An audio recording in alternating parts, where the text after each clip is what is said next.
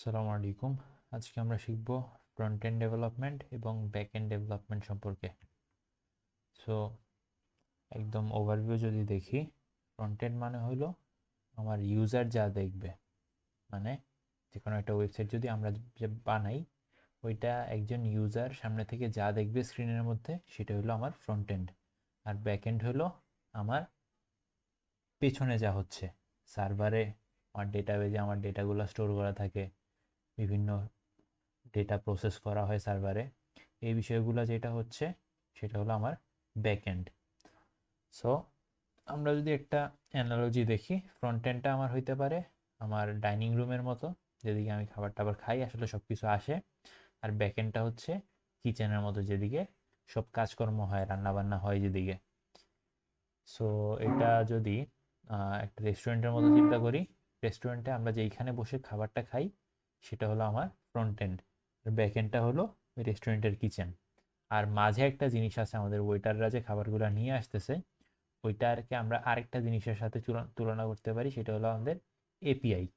So API একটা অ্যাপের মধ্যে, একটা ওয়েব অ্যাপের কথা যদি বলি, এটার মধ্যে এপিআই কি কাজ করে মেইনলি, আমাদের ফ্রন্ট এন্ড এবং ব্যাক এন্ডকে কানেক্ট করে। আমাদের ইউজার যেটা দেখতেছে এবং আমাদের সার্ভারে যা হচ্ছে, এই দুইটার মধ্যে সম্পর্ক রক্ষা করে হলো আমাদের এপিআই। এবার ফ্রন্ট এন্ড সম্পর্কে যদি একটু জানি, ফ্রন্ট এন্ডের ফোকাসটা হলো আমাদের ইউআই এবং ইউএক্সে, মানে ইউজার ইন্টারফেস, ইউজার যা দেখবে, এবং ইউজার এক্সপিরিয়েন্স, মানে ইউজার যা এক্সপিরিয়েন্স করবে, সেইগুলো হলো আমার কি ফ্রন্ট এন্ডের পার্ট। ফ্রন্ট এন্ডের রেসপন্সিবিলিটি হলো আমাদের লেআউটটা ঠিক করা। মনে করো যে যদি ফেসবুকের দিকে দেখো, আমাদের বাম পাশে একটা ডিভিশন আছে, ডান পাশে একটা ডিভিশন আছে। যদি ইউটিউবের দিকে দেখাই, মনে করো যে যদি ইউটিউবে যাই, এই যে আমার এই যে এদিকে একটা ডিভিশন আছে, দেখো এদিকে আমার বিভিন্ন লিঙ্কগুলো আছে, আমাদের হোম, শর্টস, সাবস্ক্রিপশন এগুলো আছে। এই যে এখানে আমাদের ফিডটা আছে, এখানে সার্চ বারটা আছে। তো এগুলো তো একটা নির্দিষ্ট লেআউটে সেট আপ করা আছে। এই লেআউটের কাজটা ফ্রন্ট এন্ডের রেসপন্সিবিলিটি। এরপরে রেসপন্সিভনেস, মনে করো যে এটাকে যদি আমি একটু ছোট করে মোবাইলের মতো বানাই, মনে করো এই যদি এটা মোবাইলের মতো হয়ে যায়, তখন দেখবা যে ওই পাশের যে ইয়াটা ছিল, সেকশনটা ছিল, এটা কি হয়ে গেছে, সাইডে কোলাপস করে গেছে। আর এদিকে একটা মেনু বাটন চলে আসছে। সার্চ বারের বদলে এরকম একটা সার্চ আইকন হয়ে গেছে, যেটা ক্লিক করলে সার্চ আসে। তো এটাকে বলা হয় রেসপন্সিভনেস। আর কি আছে, আমার অ্যানিমেশন। এই যে আমি এটা ক্লিক করলাম, দেখো সাইড থেকে চলে আসতেছে এরকম মনে হইতেছে, এটা কিন্তু হঠাৎ করে চলে আসে না, এটা সাইড থেকে আসতে বের হয়ে আসতেছে বলে মনে হইতেছে। এই জিনিসটা হলো আমার কি অ্যানিমেশন। এই জিনিসগুলো আমার ফ্রন্ট এন্ডের রেসপন্সিবিলিটি। ফ্রন্ট এন্ডে আমার কিছু বেসিক ল্যাঙ্গুয়েজ ইউজ হয়, এগুলো হলো এইচটিএমএল, সিএসএস আর জাভাস্ক্রিপ্ট। এইচটিএমএল, সিএসএস, জাভাস্ক্রিপ্ট দিয়ে কী করা হয় তোমরা নর্মালি জানো। এইচটিএমএল দিয়ে আমরা একটা ওয়েবসাইটের অথবা একটা ওয়েব পেজের স্ট্রাকচারটা দাঁড় করাই, সিএসএস দিয়ে ওটা স্টাইল করি, এবং জাভাস্ক্রিপ্ট দিয়ে ওটা কী করি, ওটাকে আমরা ফাংশনাল বানাই। জাভাস্ক্রিপ্ট দিয়ে আমরা একটা স্ট্যাটিক ওয়েবসাইট, যেটা জাস্ট আমাদের কিছু একটা শো করতো, ওইটাকে আমরা ইন্টারেক্টিভ বানাই জাভাস্ক্রিপ্ট দিয়ে। আর কিছু মনে করো ফ্রেমওয়ার্ক এটার মধ্যে ইউজ হইতে পারে, পিওর এইচটিএমএল সিএসএস দিয়ে না বানিয়ে আমরা এটা বিভিন্ন ফ্রেমওয়ার্ক ইউজ করে বানাইতে পারি, যেমন রিঅ্যাক্ট, অ্যাঙ্গুলার, ভিউ, বুটস্ট্র্যাপ, এই কিছু ফ্রেমওয়ার্ক আছে। যেমন জাভাস্ক্রিপ্টের ফ্রেমওয়ার্ক আছে এগুলা, বুটস্ট্র্যাপ আছে তোমার সিএসএস এর ফ্রেমওয়ার্ক, এগুলা। সো এই ছিল আমার ফ্রন্ট এন্ডের কাহিনী। এবার যদি ব্যাক এন্ডে যাই, ব্যাক এন্ডে আমার মেইন ফোকাস কি, লজিক, ডেটাবেজ অ্যান্ড পারফরমেন্স। তার মানে তুমি ফ্রন্ট এন্ডে যা কিছু দেখতেছো, তার যত ক্যালকুলেশন আছে, হিসাব নিকাশ আছে, তোমার ডেটা স্টোর করার বিষয় আছে, এই সব কিছু কোথায় যায়, ব্যাক এন্ডে গিয়ে এই কাজগুলো হয়। সেগুলোর রেসপন্সিবিলিটি কি দেখো, এপিআই। ওই যে একটু আগে বললাম, আমার ফ্রন্ট এন্ড এবং ব্যাক এন্ডকে কানেক্ট করে গিয়ে এপিআই। সো এই এপিআই এর কাজটা আমরা ব্যাক এন্ডে করে থাকি নর্মালি। ব্যাক এন্ড থেকেই ফ্রন্ট এন্ডে আমরা ডেটাগুলো পাঠাই এপিআই এর মাধ্যমে, অথবা আবার যখন আমরা ফ্রন্ট এন্ড থেকে কোনো রিকোয়েস্ট সার্ভারে পাঠাতে চাই, ওটাও এপিআই এর থ্রুতেই যায়। অ্যান্ড দেখো অথেন্টিকেশন, তার মানে তোমার যে ইউজারের লগ ইন, এরপরে সাইন আপ, এই জিনিসগুলো আছে, এই জিনিসগুলো আমরা কি করি ব্যাক এন্ডে এই কাজগুলো করে থাকি। মানে ফ্রন্ট এন্ডে তোমার অথেন্টিকেশন, মানে ইউজার কি যে ঢুকতে চাইতেছি সেই কিনা নাকি অন্য কেউ ঢুকতে চেষ্টা করতেছে, ওই জিনিসটা আমরা ফ্রন্ট এন্ডে হ্যান্ডেল করি না, ওইটা ব্যাক এন্ডে পাঠিয়ে দিই, ব্যাক এন্ডে প্রসেস করা হয়। অ্যান্ড ডেটা প্রসেসিং, মনে করো যে তুমি একটা ইউটিউবে ভিডিও আপলোড দিলা অথবা ফেসবুকে একটা ভিডিও দিলা, ওটা দেখবা যে কিছুটা লো কোয়ালিটির অনেক সময় হয়ে যায়। অনেক সময় মনে করো তুমি 1080p একটা ভিডিও আপলোড দিছো, তোমার মনে করো কোনো চ্যানেলে একটা 1080p ভিডিও আপলোড দেওয়া হয়েছে, ওইটা দেখা যায় যে তোমার 360p 720p এরকম রেজুলেশনের সহ আসে। তো এই জিনিসগুলো কোথা থেকে আসে? এগুলা ইউটিউবের ব্যাকএন্ডে যে প্রসেস হয়, প্রসেস হইয়া এই আলাদা আলাদা রেজুলেশনে এগুলা স্টোর করা হয়। তো এই প্রসেসিংয়ের কাজগুলো কোথায় হয়? ব্যাকএন্ডে। সো এই ব্যাকএন্ডের কাজগুলো করার জন্য আমরা বিভিন্ন ল্যাঙ্গুয়েজ ইউজ করি। মনে করো যে ফ্রন্ট এন্ডে আমরা কি ইউজ করতাম, HTML CSS, তো আমরা জাস্ট লেআউটটা বানাইতাম এবং জাভাস্ক্রিপ্ট দিয়ে ওটারে ইন্টারেক্টিভ করতাম, এদিকে জাস্ট জাভাস্ক্রিপ্টই হয় আর কিছু নাই। কিন্তু এদিকে দেখো তুমি ব্যাক এন্ডে অনেক টাইপের ল্যাঙ্গুয়েজ ইউজ করতে পারো, এগুলা দিয়ে আমরা ব্যাক এন্ডের যে প্রসেসিংগুলো আছে, এপিআইগুলো আছে, ওইগুলা বানাইতে পারি। অ্যান্ড ডাটাবেজে কি করতে পারি, ডাটাবেজে আমাদের যে বিভিন্ন ডেটাবেজ সফটওয়্যারগুলো আছে, MySQL, PostgreSQL, তারপরে MongoDB, এই জিনিসগুলো আমরা ডেটাবেজের জন্য ইউজ করি।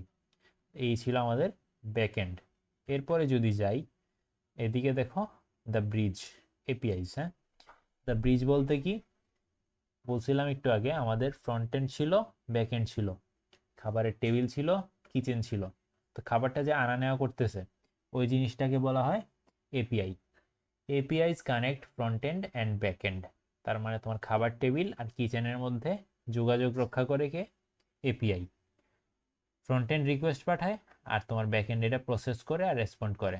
মনে করো তুমি কারোর কোনো একজনের প্রোফাইলে ক্লিক করলা, হ্যাঁ, কোনো একজনের ফেসবুকে ঢুকলা, কোনো একজনের নাম দেখলা, ওটাতে ক্লিক করলা, ক্লিক করলে তার প্রোফাইলটা দেখাবে না? এই যে তুমি ক্লিক করলা, ক্লিক করাতে তোমার ফেসবুকের সার্ভারে একটা রিকোয়েস্ট গেল, সার্ভার এটা প্রসেস করবে যে আসলে কোন জায়গায় ক্লিক করছে, সে কি চাইতেছে, ওই ডেটা সে ডেটাবেস থেকে নিয়ে এরপরে আবার তোমাকে একটা রেসপন্স দিবে, ওই রেসপন্স অনুযায়ী তুমি পরে ওর প্রোফাইলের পেজে যাইতে পারবা। এই হলো তোমার এপিআই, ফ্রন্ট এন্ড আর ব্যাক এন্ডের কানেকশন। সো ফ্রন্ট এন্ড আর ব্যাক এন্ডের কানেকশন তো দেখলা, এরপর ডিফারেন্সটা দেখো। ফ্রন্ট এন্ড হলো তোমার visible, user focused and design driven. তার মানে ফ্রন্ট এন্ডটা তোমার কি বেসিক্যালি ইউজারের উপরে ফোকাস করে, ইউজার কিভাবে তোমার একটা অ্যাপ ইউজ করতে পারবে, ওইটা হলো তোমার ফ্রন্ট এন্ডের দেখার হিসাব।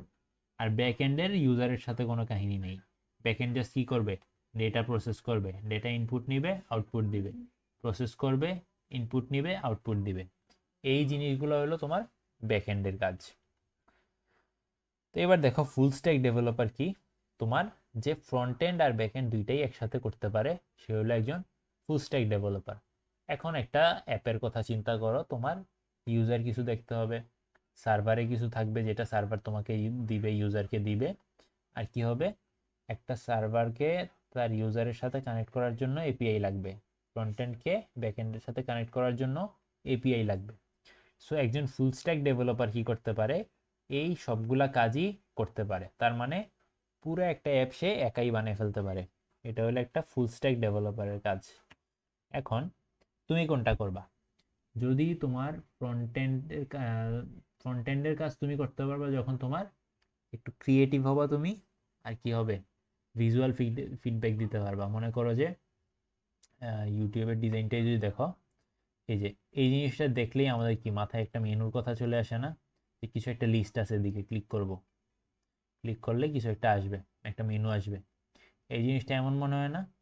এরপরে মনে করো এদিকে একটা ডার্ক হয়ে গেছে, ডার্ক হইলে কি বোঝা যায়, যে আমি এদিকে ক্লিক করলে আগের জায়গায় ফেরত যাবো। মনে করো যে এটা সামনের লেয়ার, এই যে এটা সামনের লেয়ার, আর এটা পিছনের লেয়ার, পিছনের লেয়ারটাতে আবার ক্লিক করলে কি পিছনের লেয়ারটা সামনে চলে আসবে। এরপরে মনে করো যে এই যে সাইনের দিকে একটা আইকন দেওয়া হয়েছে, এদিকে এই ম্যাগনিফাইং গ্লাসটা দেখেই তুমি বুঝতেছো যে এদিকে সার্চ করা বুঝাইতেছে। এই জিনিসগুলো যারা করে তারা হলো ফ্রন্ট এন্ড ডেভেলপার। এই জিনিসগুলো যদি তুমি ভালো বুঝো তাইলে তুমি কি হবা? ফ্রন্ট এন্ড ডেভেলপার হবা। আর ব্যাক এন্ড ডেভেলপার হবা কখন? যখন তুমি লজিক বুঝবা, প্রবলেম সলভিং বুঝবা, ডেটা নিয়ে যখন তুমি কাজ করতে পারবা, এই জিনিসগুলো যদি তোমার থাকে, তখন তুমি কি হবা? Back end developer. সো কনক্লুশনে আসি, ফ্রন্ট এন্ড আর ব্যাক এন্ড দুইটাই কি একটা ওয়েব অ্যাপের জন্য, যে কোনো একটা অ্যাপের জন্য এসেনশিয়াল। কারণ কি, মনে করো তোমার সার্ভার ডেটা প্রসেস করতেছে ঠিকই, কিন্তু ইউজার এটা ঠিকমতো দেখতে পারতেছে না, তাইলে হবে না। আবার ইউজার ঠিকই দেখতেছে, কিন্তু ইউজারের দেখার মতো কোনো ডেটা নাই। এই যে মনে করো এদিকে যদি কিছু না আসতো, হ্যাঁ, ইউজার দেখতেছে এদিকে, কিন্তু এদিকে কোনো ভিডিও নেই, ভিডিও আসতেছে না, তখন কি ইউটিউব দিয়ে কাজ হইতো আমার? হইতো না। সো ফ্রন্ট এন্ড আর ব্যাক এন্ড দুইটাই কি একইভাবে সমানভাবে এসেনশিয়াল, ইম্পর্ট্যান্ট। আর আরেকটা কথা এদিকে লেখা আছে যে great apps need beauty and power. তার মানে তোমার অ্যাপ যেটা, দেখতেও ঠিকঠাক হইতে হবে অ্যান্ড কাজও ঠিকঠাক করতে হবে। তো এই ছিল front end and back and.